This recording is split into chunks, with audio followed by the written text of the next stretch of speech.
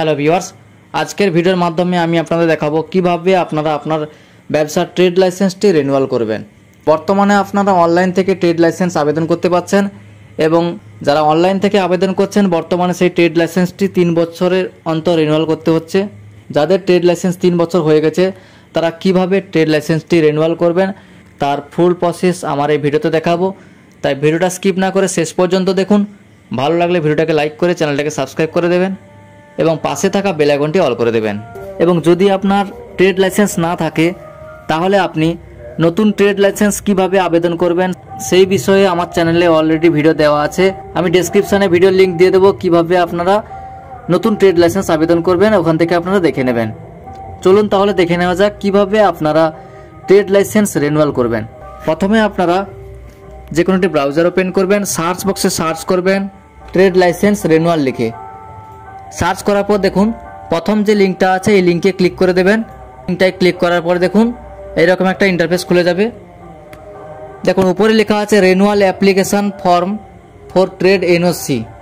আপনি আপনার ডিস্ট্রিক্টটা সিলেক্ট করে দেবেন, তারপরে ব্লকের নামটা সিলেক্ট করবেন, তারপরে গ্রাম পঞ্চায়েতের নামটা সিলেক্ট করে দেবেন, তারপরে আপনার রেজিস্ট্রেশন নাম্বার অথবা ডকেট নাম্বারটা দিয়ে দেবেন। সমস্ত কিছু দেওয়ার পর সার্চ এই অপশানে ক্লিক করবেন। সার্চ অপশানে ক্লিক করার পর দেখুন নিচের দিকে একটা অপশন চলে এসেছে, নিচের দিকে স্ট্যাটাস দেখাচ্ছে ট্রেড এনওসি অ্যাপ্লিকেশন স্ট্যাটাস। এখানে আপনার ডিস্ট্রিক্টের নামটা দেখাবে, ব্লকের নাম এবং গ্রাম পঞ্চায়েতের নাম, নিচে অ্যাপ্লিকেন্টের নাম, ডেট অফ রেজিস্ট্রেশন কত তারিখে আপনি রেজিস্ট্রেশন করেছিলেন, ট্রেডের নামটা দেখাবে অর্থাৎ আপনার দোকানের নামটা দেখাবে। এরপরে দেখুন ট্রেড ক্যাটাগরি, কি ক্যাটাগরির ব্যবসা আপনি করেন সেটা দেখাবে, রেজিস্ট্রেশন আপ টু অর্থাৎ কত তারিখ পর্যন্ত আপনার ট্রেড লাইসেন্সটি ভ্যালিডিটি ছিল সেই ডেটটা আপনাকে দেখাবে এখানে, এবং কত টাকা অ্যামাউন্ট আপনি পেড করেছেন সেই অ্যামাউন্টটা দেখাবে। এরপরে দেখুন লাস্ট যে অপশানটা আছে রিনিউয়াল, এখানে দেখুন রিনিউয়াল পেন্ডিং দেখাচ্ছে, এই অপশানে ক্লিক করে দেবেন। এই অপশানে ক্লিক করার পর দেখুন অ্যাপ্লিক্যান্টের ডিটেলস চলে এসছে, এখানে সমস্ত কিছু ফিল আপ থাকবে, অ্যাপ্লিক্যান্টের অ্যাড্রেসটা এখানে ফিল আপ করে দেবেন। এরপরে আপনার সমস্ত কিছু আগের মতো থাকবে, যদি এখানে কিছু চেঞ্জ করতে চান চেঞ্জ করতে পারেন। এরপরে আপনার ক্যাটাগরি অফ ফিজ, আপনি কীরকম ক্যাটাগরি ফিজ পেমেন্ট করেন, নট পেইং প্রফেশনাল ট্যাক্স না পেইং প্রফেশনাল ট্যাক্স। এটা দেখুন যেহেতু 750 টাকা পেমেন্ট করা ছিল সেই জন্য দ্বিতীয় যে অপশানটা আছে পেইং প্রফেশনাল ট্যাক্স এই অপশানটা সিলেক্ট করা ছিল, আমি এই অপশানটা সিলেক্ট করে নিচ্ছি। আর যদি আপনার অন্যটা হয় তাহলে অন্যটা সিলেক্ট করবেন এবং 1 নম্বরটা সিলেক্ট করলে 150 টাকা পেমেন্ট করতে হচ্ছে, 3 বছরের জন্য রিনিউয়াল হয়ে যাবে। আমি দ্বিতীয়টা সিলেক্ট করে নিলাম।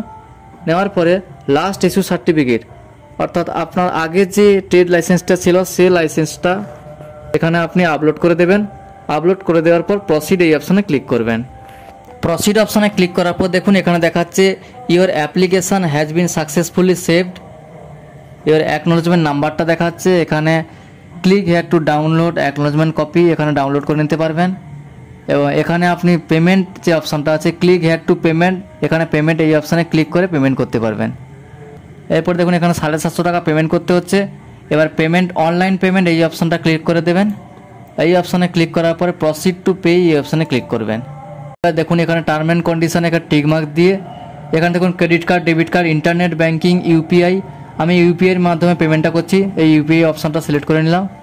ইউপিআই আইডিটা দিয়ে ক্যাপচা কোডটা বসিয়ে দেবেন, দিয়ে কন্টিনিউ পেমেন্ট অন ফোন এই অপশানে ক্লিক করে আপনার পেমেন্টটা কমপ্লিট করে দিতে পারবেন।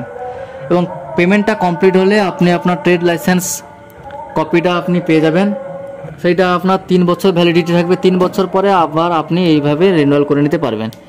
থ্যাংক ইউ বন্ধুরা, আজকে ভিডিওটা এই পর্যন্ত। ভিডিওটা ভালো লাগলে অবশ্যই লাইক করে চ্যানেলটাকে সাবস্ক্রাইব করে দেবেন এবং পাশে থাকা বেল আইকনটি অল করে দেবেন।